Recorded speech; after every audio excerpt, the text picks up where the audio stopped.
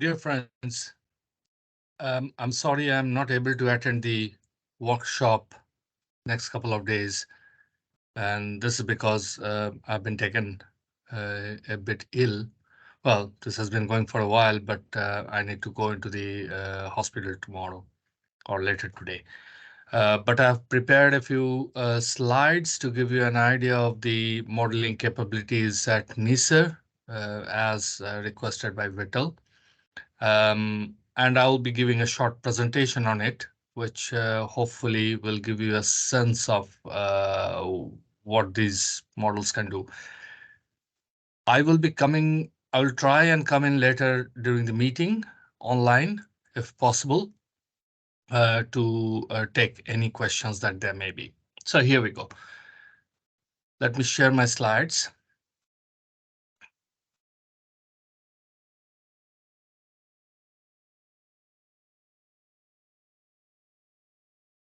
I hope this is visible to everyone. So basically, what I'm going to talk about is the NIReMS model of the National Institute. So we call it the National Institute Regional Modeling System. Why we call it that will be clear in a few minutes. But what it does is it actually models the full heterogeneity of households within each region. So, and it is this heterogeneous household, heterogeneous agents setting, which will, I think, be most important in the NIHR project. But the regional implications of this might also be somewhat interesting, but we'll see how that goes. Anyway, so what the model does is, of course, it is, well, first of all, just to say that it is joint, product, contributed by many colleagues, and I'm naming only some of them here. What it does is it tries to understand what happens at the household level.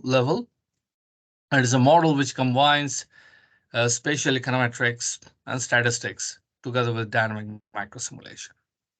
So how does it work? Just to set the record straight, means why do we care? Well, first of all, what the model does is models spatial structure. Why is that important? Because if we are placing policies, for example, income supplementation policies, and maybe these policies only come about in one region of the country and not everywhere or equally everywhere, then this will imply, because of direct and indirect effects, that there are effects on the host population, but also there will be, through spillovers, impacts upon other populations in other regions. And policy requires clean and robust quantification of both of these effects. This is important in various contexts, but particularly in the British context, where it has a prominently hub-no-spoke structure, where London is the hub, but it has reasonably limited connections with the rest of the country. So in terms of thinking about the spillovers themselves, here we are thinking of regional or multi-regional locational spillovers. The individual household level spillovers are modeled through dynamic microsimulation that comes in through the connection between microsimulation and agent-based modeling. I'm not going into details there, but Matteo and etc. We had a chat, and the nature of interactions that are picked up in these two models are somewhat similar in theory, but then in practice they work in very similar ways. Anyway, so in terms of the regional models, what do we do? What do we know? Well, economic theory tells us that input-output linkages are important. And they can be modeled through multi-regional input-output models. However, there's also the other branch of economic theory, which is new and traditional economic geography, which basically emphasizes that if there are constant returns to scale, you have convergence, but increasing returns to scale mean that there are agglomeration benefits to certain regions of the country without any possibility of leveling up. This is important for the National Institute's leveling up work, not so much this particular project, but it is something that will be at the back of the mind.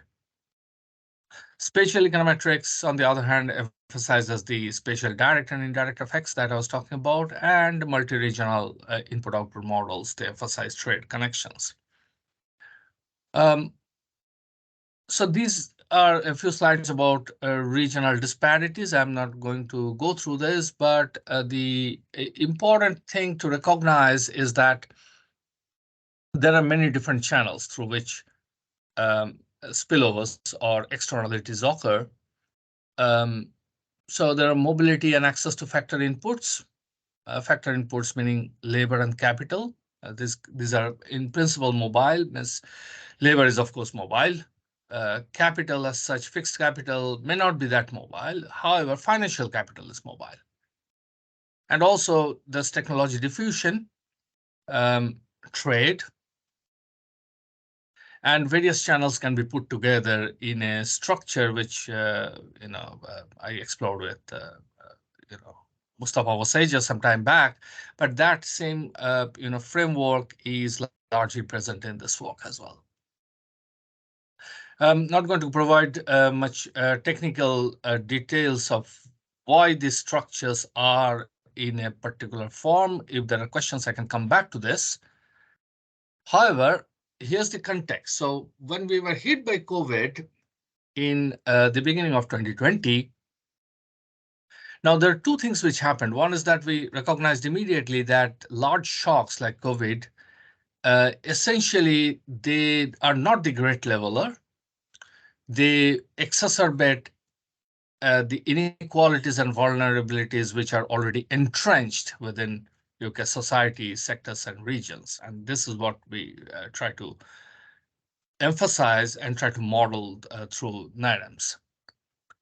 So at that point, Harriet-Watt University got involved in this work, and I ultimately went and to lead this work at the National Institute. So the model has three components, important components. One is a structural regional macroeconomic model.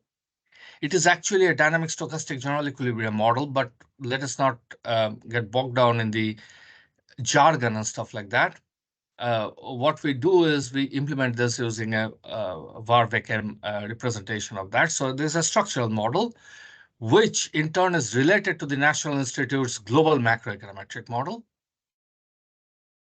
Then within that, the spatial econometrics builds in the spatial structural spillovers, global and local shocks, and their how they're related through spatial weights, or how we can model the interactions through our spillovers through spatial weights. But most importantly, these two provide a model of a representative agent in each region. In order to understand inequalities, what we need to do is then go to a heterogeneous agent framework, and we use dynamic microsimulation to do that. So heterogeneous agents is then incorporated through microsimulation. Now, all of these things which are happening at the local level are then calibrated to match up with macro aggregates, which come from the National Institute's global macroeconometric model, NIHR. And as is common these days, all of this is adapted to big data machine learning technology. So the baseline model that we have, the macro model, or the DSG model in this case, is based on the work of Gali, Smets, and Waters. This is a very celebrated model. I'm not going to go into detail, but so that is integrated with open economic models like Gali and Monticelli, and so on and so forth. What we do is that at the regional level, we specialize this model to 4 variables, which show substantial variation over the regions, across the regions, and over time. And these are only the 4 variables out of a total set of something like 15 variables, which is there in the Gali, Smets, and Waters work. Why we chose this 4? that is because of sufficient variation in these. What do we have there? We have output, regional output, or gross value added. We have consumption, we have employment and wages.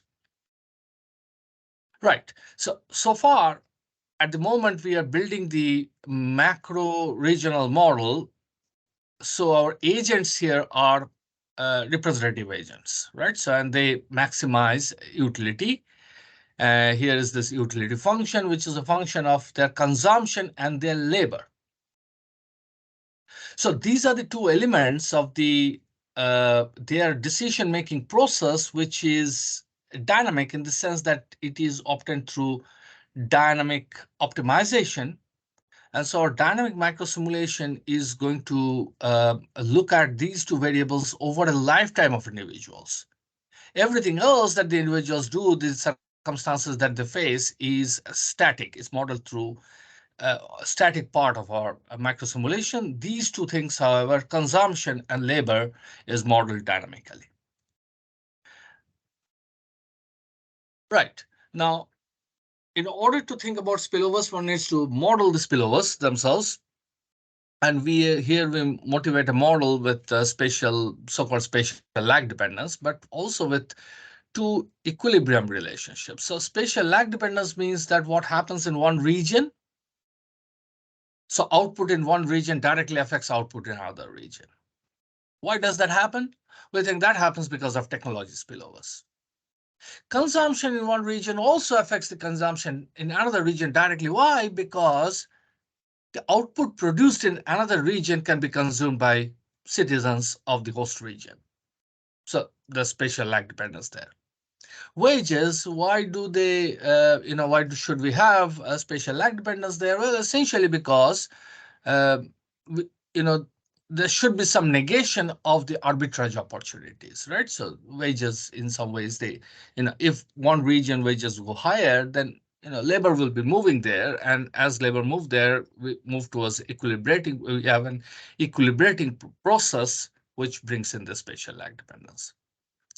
So wages, output, employment, of course, again, why? Because because labor is mobile. That is why we have lag dependence. So the four variables have lag dependence. In addition, there are two equilibrium relationships. There's one relationship between consumption and output, together with prices, of course, mediated by prices. And there's a second relationship, which is the so-called wage markup. Essentially, what this is that wages should be related to productivity. And what is productivity? Productivity, labor productivity is output divided by employment. So output per unit hour of labor. So, there's a relationship between the two in equilibrium, which is emphasized by this equilibrium relationship. And then we put these four variables together and then obtain a Warveckim representation of the ABC. It comes out in the so-called ABCD form, which is what is used for estimation. And this is the model which is actually estimated. So on the left-hand side, we have, we have growth rates. Growth rates are four things: output, consumption, wages, and labor. On the right-hand side, there are these spillovers, which are captured by this spatial weights matrix W, so spatial lag dependence. There is partial adjustment to, there's partial adjustment comes later. So this is the short-run dynamics is captured by these terms. So there is a lag dependence, so it depends on the lag, but also because our data are quarterly, it is also the seasonal lag, so the same quarter of the previous year. Then there is partial adjustment to a long-run equilibrium. And here we have two such equilibrating relationships, as I mentioned earlier, one between consumption and income, and the other one between output, employment, and wages. So these are captured here through this error correction mechanism. Plus, there are the global shocks, and these are captured by UK-wide output, consumption, wages, and labor. Now, these come from the National Institute's global econometric model, right? So, and together with inflation. So these are the 5 things which capture the factor structure or the global the impact of global shocks. In this particular implementation of the model, W is not specified. The weights matrix is not specified a priori. We estimate that,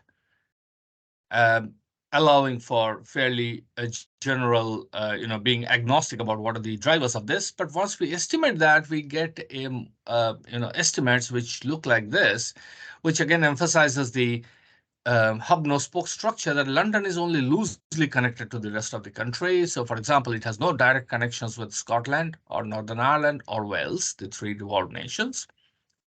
But it has connections with, here the east and south, south and east. Here's the north, northeast, northwest, Yorkshire and Humberside, and the Midlands. So there are weaker connections there, but there's no direct connection to the devolved nations. So that is the nature of the interactions or spillovers in the country, hub no spoke structure. Right, so that sets down what we have as the regional model, regional macro model. Now, what we try to do is then we try to marry this with dynamic micro simulation to get from a representative agent model to heterogeneous agents. So how do we do that? Well, essentially, so we all know what microsimulation is, so I'm not going to go into a very great detail describing microsimulation, except to point out what is the difference between this microsimulation model, in the sense that it is dynamic in certain aspects, and other microsimulation models. So I'll come to that in a few seconds, but before we get there, what does the model do ultimately? Well, it generates a pseudo panel data of simulated population. So we start with a real population of the United Kingdom, or a sample from the real population of the United Kingdom. In the National Institute case, we start with 20,000 households, representative across the whole of the country, which we pick up from the UK Wealth and Assets Survey from 2017-18. Now, there's also the 2019-20 data which are available, but so far we are not using that, particularly because the sampling was done through telephone interviews, because the data collection period was during COVID, and we are not sure about the quality of the data and what implications face-to-face interviews have vis-a-vis telephone interviews. So once we have created this pseudo panel, so we have an evolving cross-section which is projected through time. And that is very important for understanding, distributional patterns or distributional implications. For example, from universal basic income or other income supplementation policies, right? Okay, so now the dynamic part of the model contains 2 things, as I said. So individuals are in the model. They come with their own endowments of education, of family, household wealth, and so on and so forth. With all the other demographic characteristics, the regions that they live in, and so on. And of course, we have already talked about the regional model, which then looks at the evolution of output, consumption, labor, and wages across the regions. So they come with these incomes or income shocks, so there's distribution of income that can be generated from there. Based on this income or the incomes projected through their lifetime, now they're going to make dynamic decisions about how much they want to consume and therefore how much they save. And also they make concurrently the decision about then how many hours to work, and so therefore how many hours of leisure to enjoy. And this is captured through these preferences, the utility term here. And there are some budget constraints with respect to wealth And there's an evolution of wages. The evolution of wages is slightly different in our model because it also comes, as I said, from the dynamic, from the multi-regional model, right? So this is the base implementation of Linda or the microsimulation model of the National Institute, but in our specific implementation here, it is slightly different. So that is the dynamic part. Everything else in the model is on the static part of the model. And what do we have there? Well, we have, first of all, non-stochastic characteristics. So the year of birth of individuals, their age, their retirement, gender, ethnicity, location. These are non-stochastic. But then there is the potential for changes through reduced form models. For example, through their labor market status, their income, education, how much they go into retraining or how much education they attain. ISA investments is really savings, business assets, pension wealth, benefits, state as a student, and financial and other income. So these are the things for which objects for which we have reduced form models, right? So the individuals sitting within households get endowed with this. Plus, there are transition priorities. What kind of transition? Well, there's migration between the different regions of the United Kingdom, but also a little bit of, well, actually in migration from abroad. Employment sector, they can move between employment sectors. Relationship status is very important. We had to model this very carefully. So how are households formed and dissolved is important here. Carer status, time of death is stochastic. So, right, so there's, the priorities come from life tables, but then, so these are transition priorities. These give transition priorities, but as such, when a person dies, ultimately is uncertain, and they need to take this uncertainty into account when they decide, individuals and households decide on their consumption and labor choices and health status. So. Right. So essentially what this does is that from period 1 to period T, it is going to generate, start with a sample of households, and then by and large, it is going to take the same households and then project them over time, all the way to the end of time. Well, in our case, it is to death of an individual because it is we are doing this in a lifetime perspective. So that is the general idea. However, as I mentioned, that there is a little bit of migration which is accounted for as well. So, this in migration or immigration. So, that's a small detail. So what does this generate? The dynamic part of the micro simulation then generates policy functions. So what are policy functions? So they, given an individual's age and wealth, for example, here, these are the two things which are emphasized. The left side here gives us what is the fraction of time that an individual works, given that they are employed in the top panel and unemployed on the lower panel. So if they're unemployed, unluckily, they happen to be unemployed, and then of course their employment is basically zero, right? That's fine, right? So hours worked is zero. If they're employed, over the lifetime, essentially, right? Okay, so if they're in the retirement period, then they're not going to work. But before retirement, they're going to work a certain number of hours, and this certain number of hours increases up to a point over their lifetime and then decreases as they move into retirement, right? But how many hours they work also depends on how much assets they have, right? So, the number of hours worked, for example, here in this dynamic microsimulation model is higher for lower asset households as compared to higher asset households, which makes sense. They, can enjoy their leisure more. But this is partly mediated by, this effect is partly mediated by retraining objectives as well. Consumption, you can see that, well, consumption also has, familiar patterns across age and across, household assets or wealth. This is another way of looking at this. So this is on the left, we have a So these are all couple households, right? So households which have two adults. And there's a designated senior adult, the person who works more, so that may be.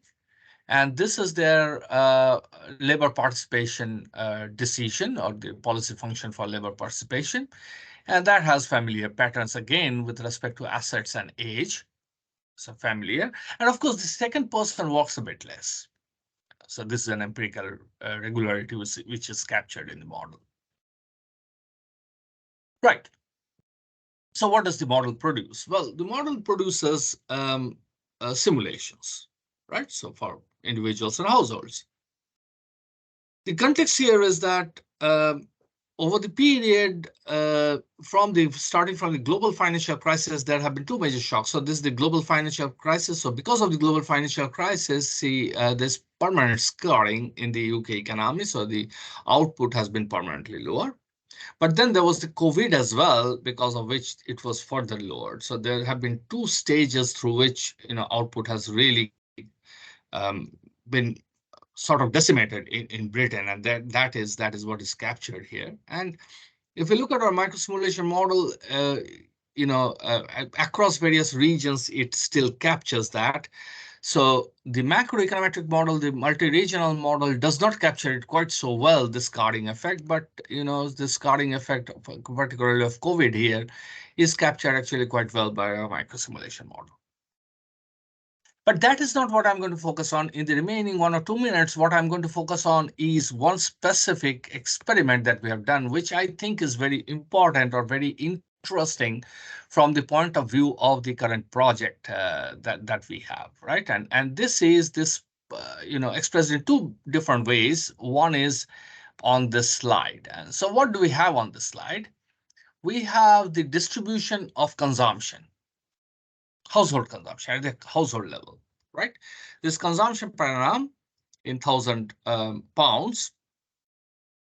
This is the view from November 21, by the way, in the middle of the COVID crisis, right?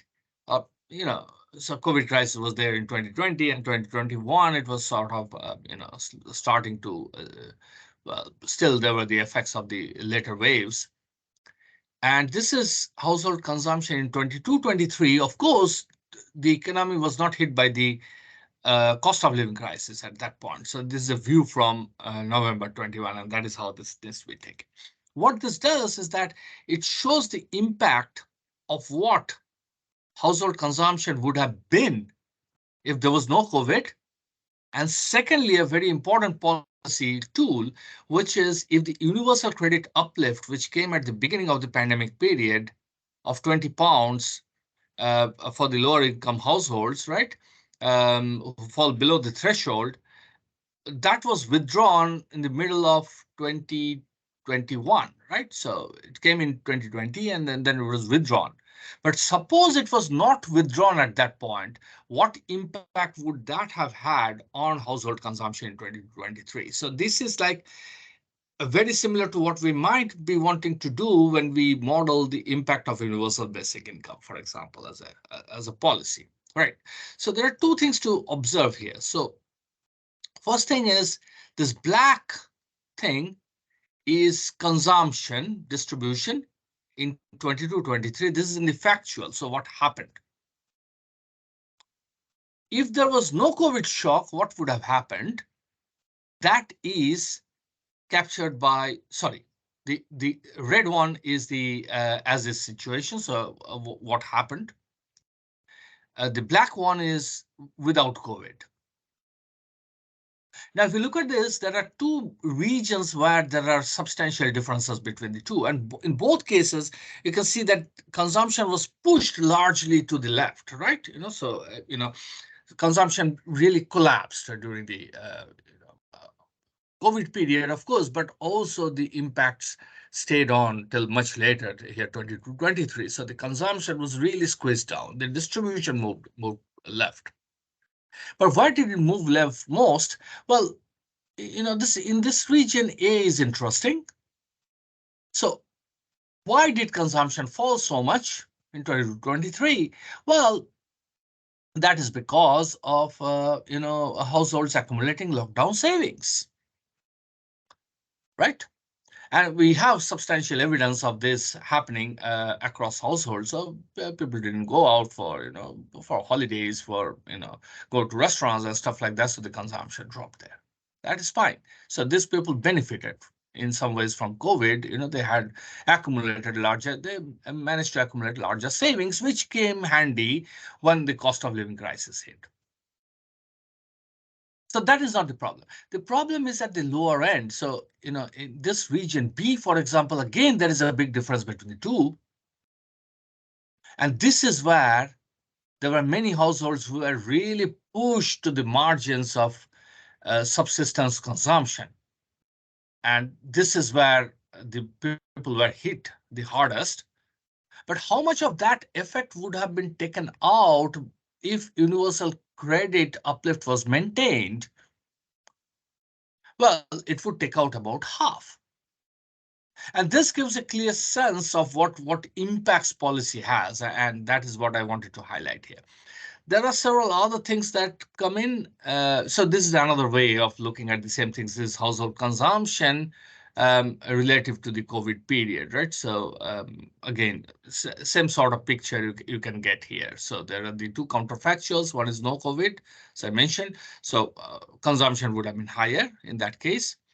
And if the universal credit payment would have been extended, that would also raise consumption and take out about half of the overall effect, right, at the lower end. But this is largely an effect at the lower end. At the upper end, there's almost no effect.